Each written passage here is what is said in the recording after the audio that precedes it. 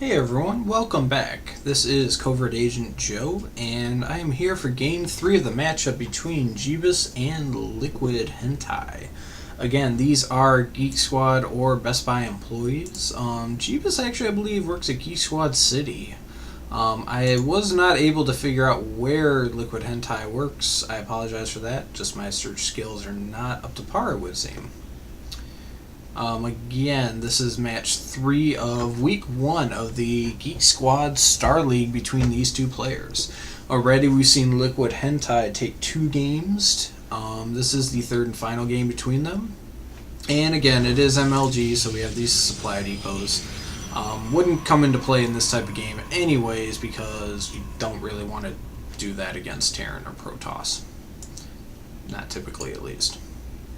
The first game we did see LiquidHenTie pull a kind of quick 2 Thor and kind of finish the game pretty quickly.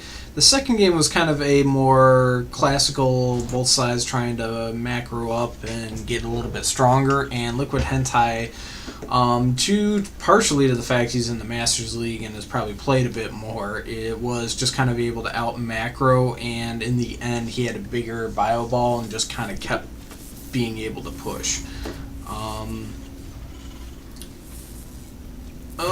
Lost his probe. That's no fun.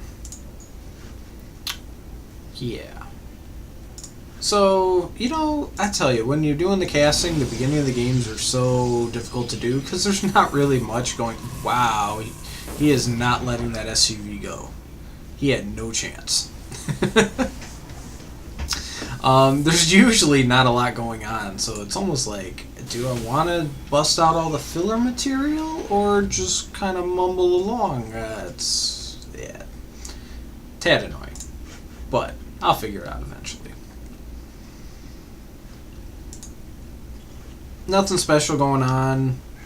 Single refinery, which basically means he can probably do tech lab, and probably not too long after that he can pump out either Marauder, or he can go to factory, or go to a second barracks, or go 3 barracks.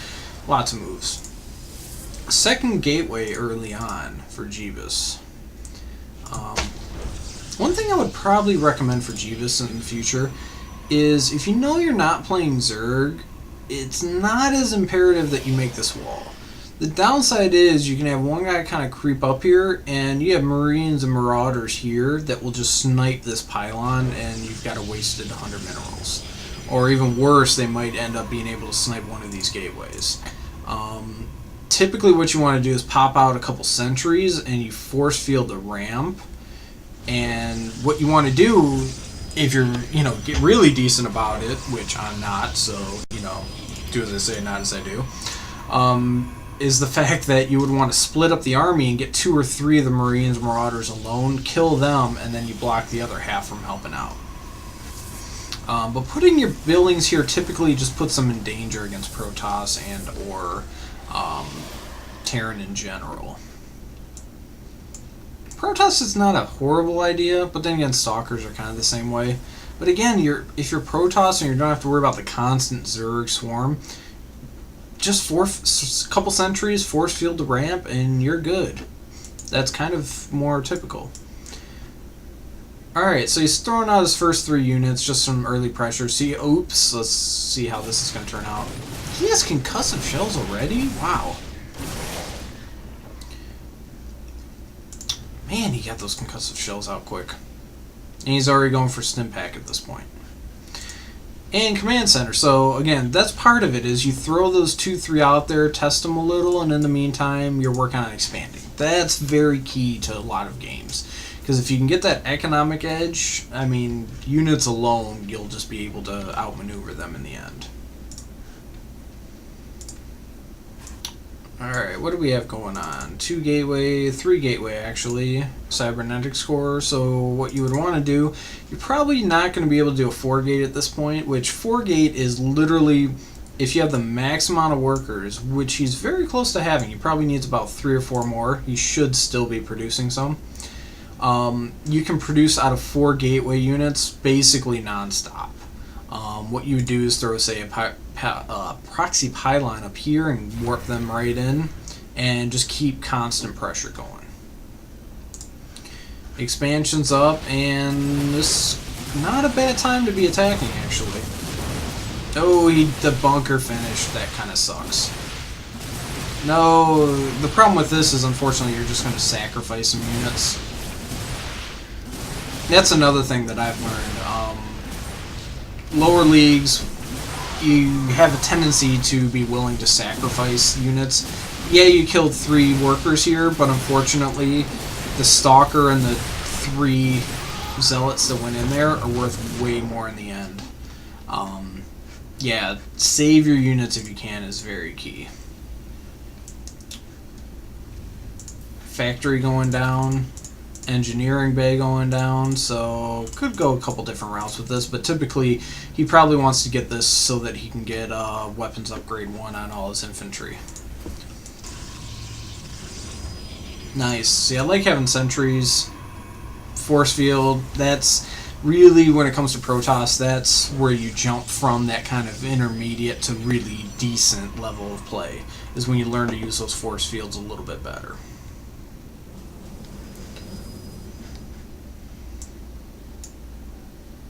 See, saturation's just a couple shy. You do want to keep it up, and you do want to keep it up for a second reason, is because as soon as this Nexus gets up, you want to be able to transfer 4 or 5 drones over to here. Did I say drones? Probes? Same thing. Over to here so you can get things going. Oh, wow, that's a lot going on. Another barracks, man. You can do that when you got that second base going.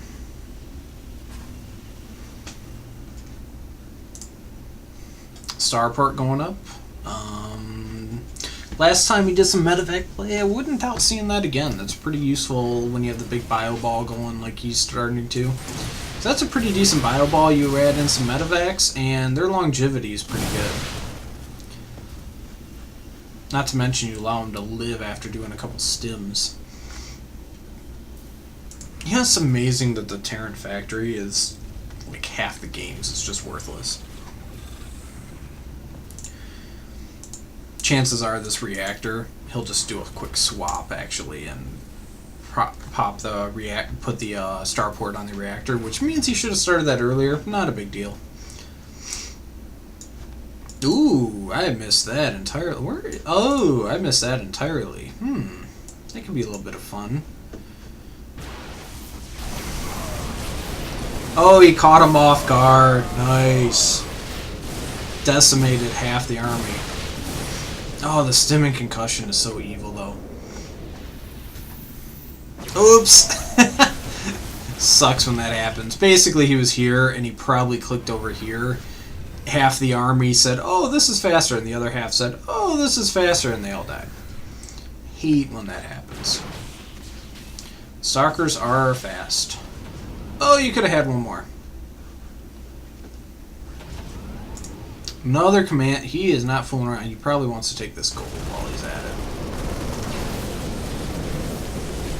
See, right here, force field some of these, and you would trap the Marines and cut off half the group. Oh, he's pulling the SCVs. That's kind of a last... You know, sometimes you just can't be shy about pulling the SCVs if you need to take out the army. You know what was really key on the end of that? He took out that army. That bunker made a huge difference. Oh no, not the Void Ray! Oof. That was a fun little battle. What do we get out of that? A lot of workers killed, I will say that. That will help the economy. That's the thing though, man. Terran have mules. It's almost cheat mode.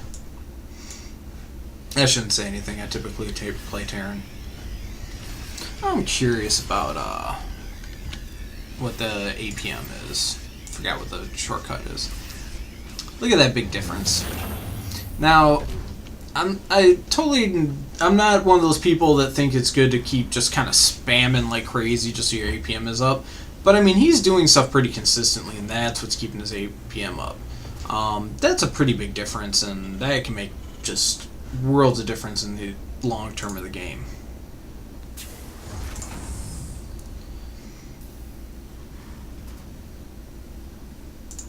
what's he going to do this? Usually if you're gold, you do Planetary Fortress since he does have an engineering bay. That way, against so many ground units, makes a huge difference. Here he does have weapons level 1. So he's already got 1/1 on his infantry. And do we have any upgrades? No upgrades on this. That's the other thing. Oh, I gotta get better at that. I don't do upgrades like I should. It makes so much difference against just all units. Because consider the units are inherently fairly balanced overall. Upgrades make the world of difference. A couple Void Rays. I like the Void Rays that are supplementing a group. It's pretty tough with this many Marines, though, because the Marines will typically target fire the Void Rays. But I do like that unit composition when you have something like this going. Mortals out. Not quite the best against so many Marines. Rather see a Colossus, but that's okay.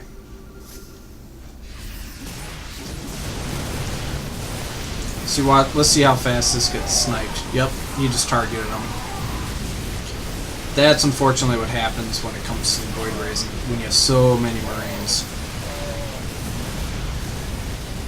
Oh, this is pretty rough, and this is probably going to be the end of it. This is a pretty big ball.